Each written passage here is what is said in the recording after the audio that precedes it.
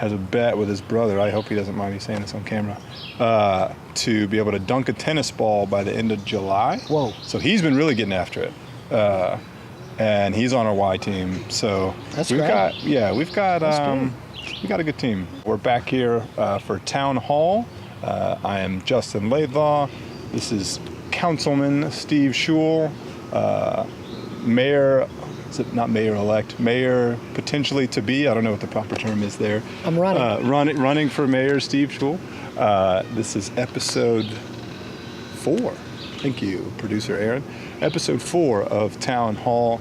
We're here to talk about housing, and we had a great pre-conversation over at Fayette Place about the future of that development, and got to scope out the rest of the this is southeast Durham neighborhood near Central.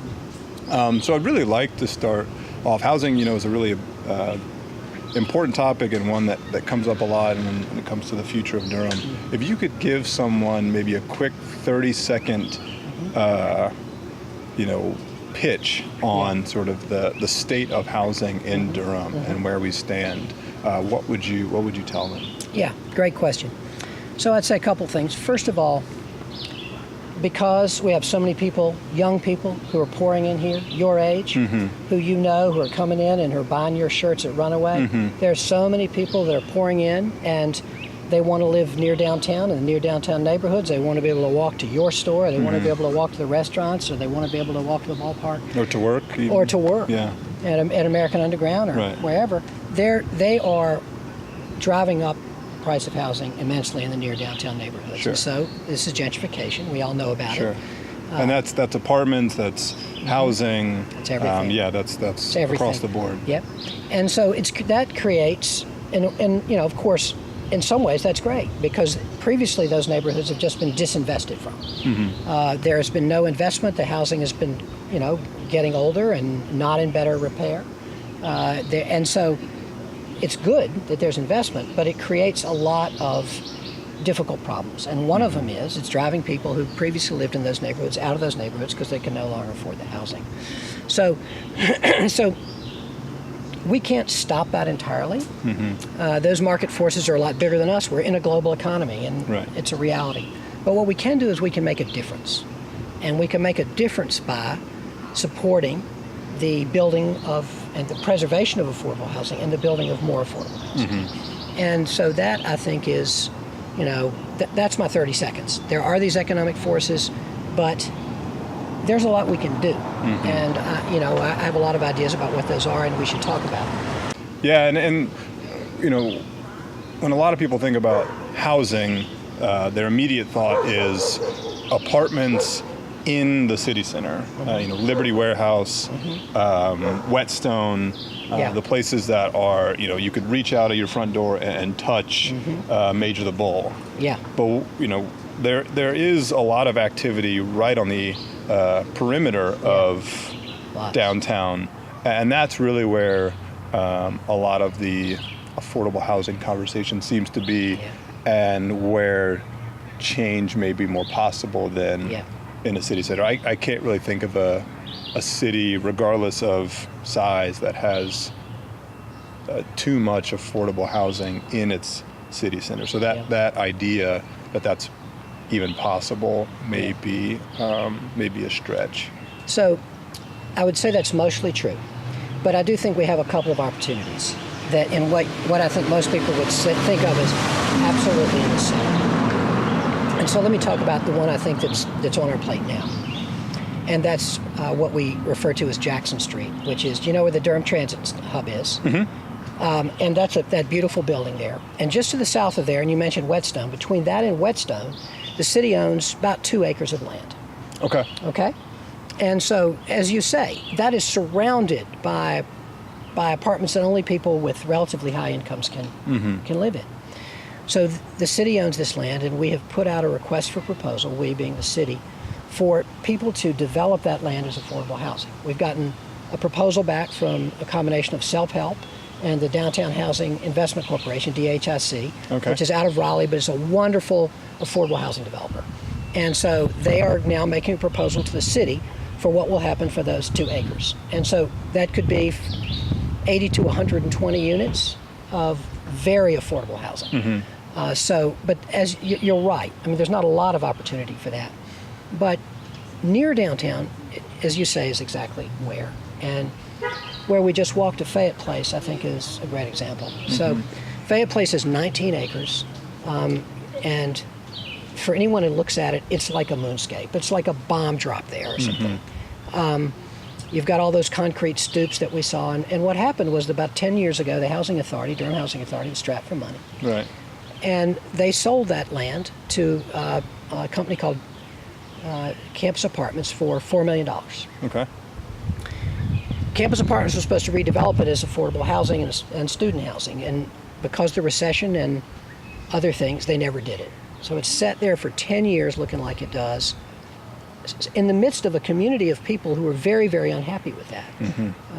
There are some wonderful church congregations over there, Monument of Faith, Bishop Laney, First Chronicles with Pastor Lucas, and others. And those communities are very unhappy, understandably, with this. And think about it. It's 19 acres, right near downtown, right near a light rail station. One of the light rail stations is coming, and at the top of Fayetteville Street. It's, prime real estate. It's prime real estate. So by August 6th of this year, we have the Durham Housing Authority has the option to purchase it for either $4 million or the appraised value, whichever is higher. And those negotiations are going on now. And the city will have to support that. The city, your tax money, will support the purchase of that property.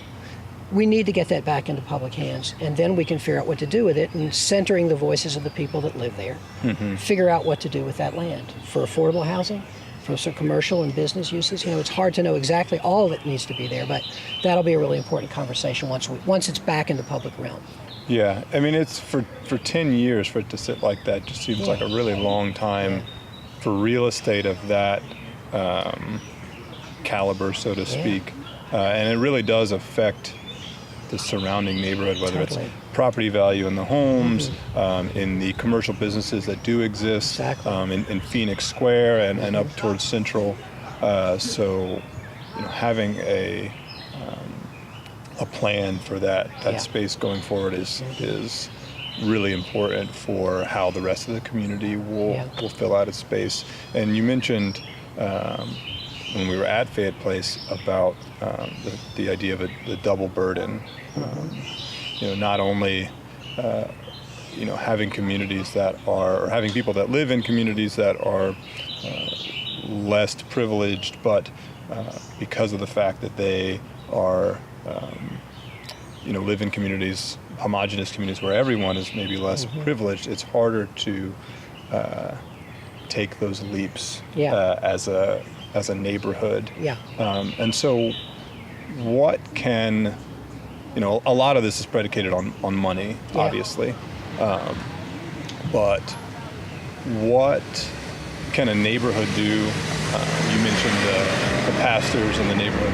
What can community members do outside of raising money to affect the housing situation in their neighborhoods, to make it more affordable, to make it more a pleasant space to live, to keep people in their homes? What can they do outside of making more money, which is not something you can just do overnight, to keep them anchored in where they live? Well, so one of the things about affordable housing is there's the other end of the housing. If you're in a job where you're making enough money, all housing is affordable. So one of the things we need to do in Durham, and there's a lot of people doing a lot of work on it, is to try to increase our own residents' ability to get the good jobs that are here. So here's one thing to think about. Durham has the highest wages of any county in the state. Of all 100 counties, we have the highest wages, but here's the problem. 70% of the jobs in Durham are held by people who don't live here. They drive in from Wake County. They drive in from Roxborough. They drive in from Chatham. Now, we have folks, of course, they're going to Wake to work and to Chapel UNC Hospital, but so many of these good, high-paying jobs in Durham, we need our folks to be prepared to get them. So that's one end of it. Okay? That's not the housing end, but that's the jobs end, and that's maybe that's another episode of town hall. Sure. Maybe that's episode 5. Yeah. But in the housing sense, I think that what a lot of neighborhoods do and do very well is they advocate for themselves. Mm-hmm. And, we're seeing this in East Durham ever since I've been on city council, which is almost 5.5 years. Okay.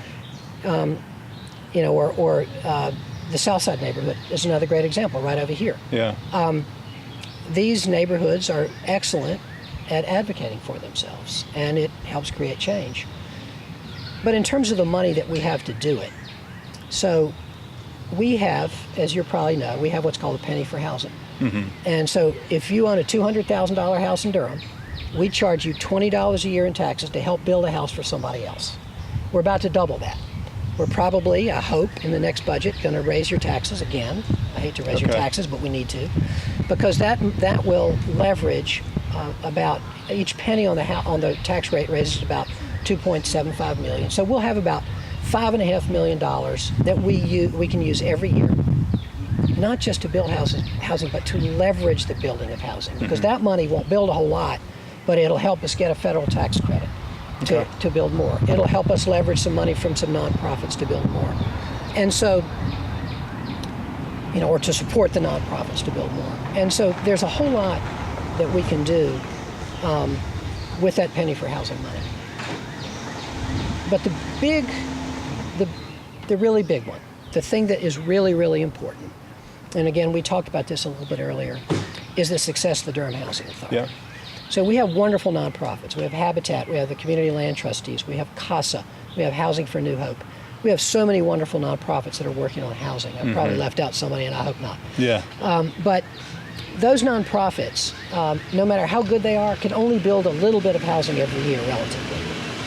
And so what's really important is the Durham Housing Authority. So let's think about that.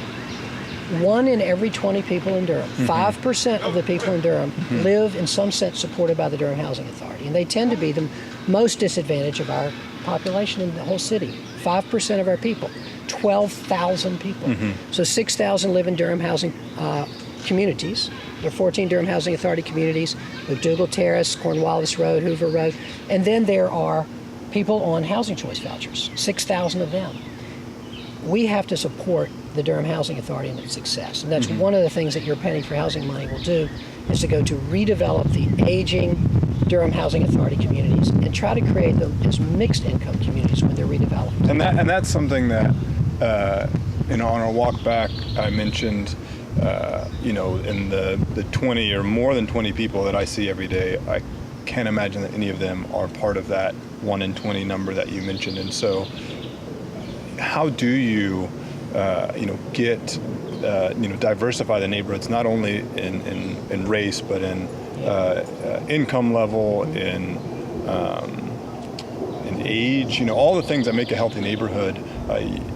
You can build a lot of this housing, but if it is, again, creating this double burden, if it's forcing people into the same types of neighborhoods that they were in previously, then they aren't able to make those climbs out of poverty as successfully as maybe they could in a mixed neighborhood. So, I'm not quite sure whose plate that falls on. Maybe it's on all of us. But how can the city and these different housing communities leverage their powers, whether it's Durham Housing Authority or the nonprofits that you mentioned, to create these more mixed neighborhoods? Sure.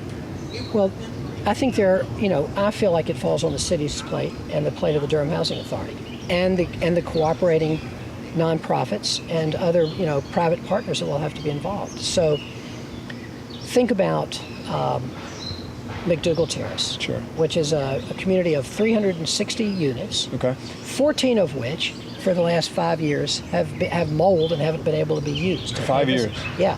This is a 60-something at least year-old housing community. Older than you. Probably about my age. Probably about my age.